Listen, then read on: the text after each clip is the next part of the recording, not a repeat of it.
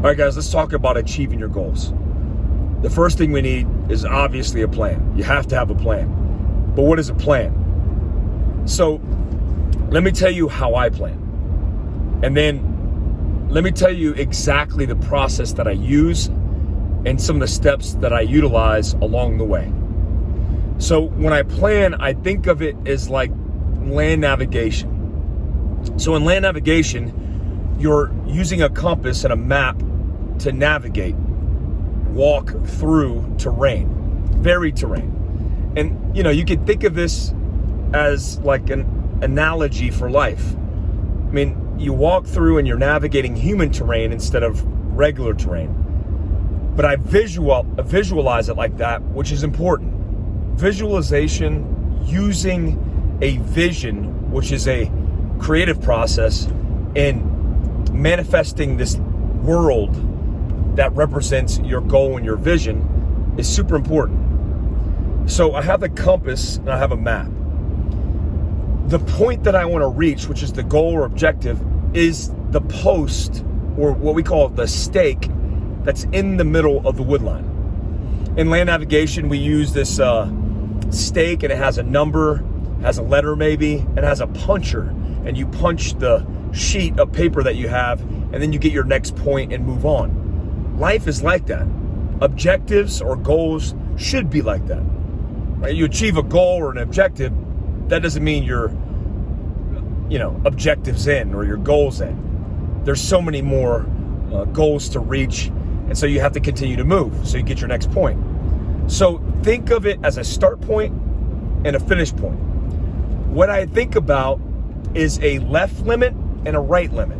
The reason I want limits, and these are called handrails in land navigation, is because I want to set the guidelines for when I'm getting too far left and too far right.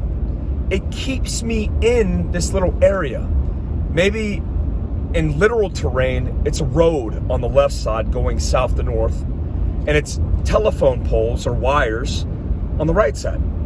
So now I know if I'm drifting, like if I'm losing focus along the way and I drift too far to the right and I see telephone poles or I see wires, then I need to drift it a little bit to the left. And if I go too far to the left and I see the road, well, I need to skirt the road. And it gives me this parameter. In addition to that, I want what's called checkpoints. Checkpoints give me confidence that I'm achieving what I intend to achieve in the intended time.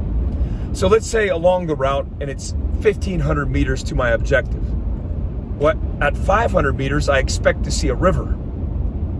So when I walk 500 meters on my compass and I keep the pace count, and I look at my map, and then I get to the 500 meter point and there's a river, that builds my confidence that I am where I'm supposed to be.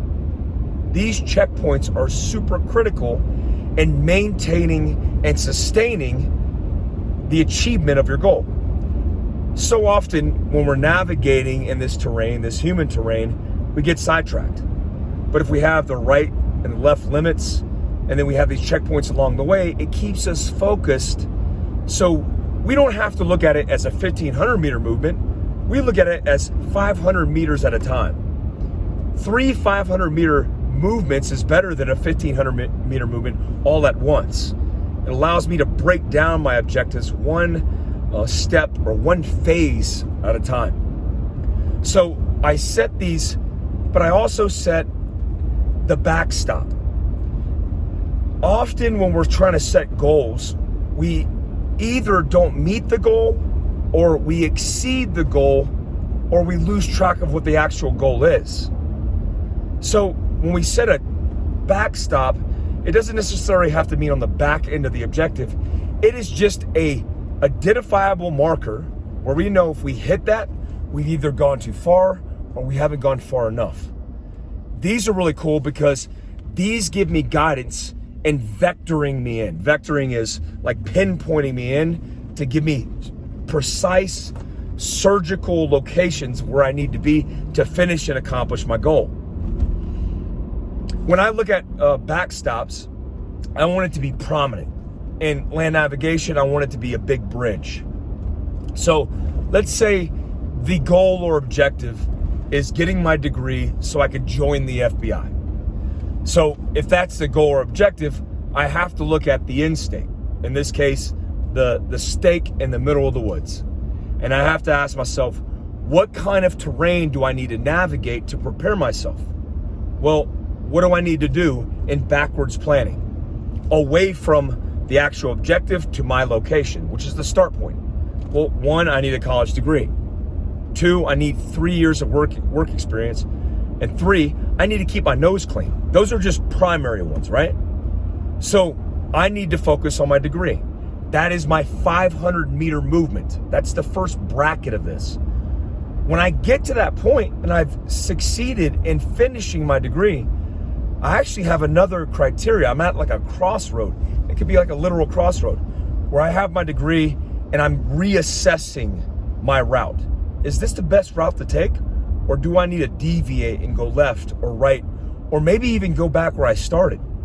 So the reason I line it out like that is because when you're accomplishing your goals, you need to have a visual understanding of what that goal is in order to achieve it successfully. So many people lose sight of their goals. And that sight is actually your imagination and how you visualize or create the vision of how you're going to accomplish it. Remember, your goals and the objectives that you're trying to succeed in are only an accumulation of smaller goals and objectives that you're trying to achieve along the way. So every single step, like let's say special operations is your goal. Many young men who follow me, special ops is your goal.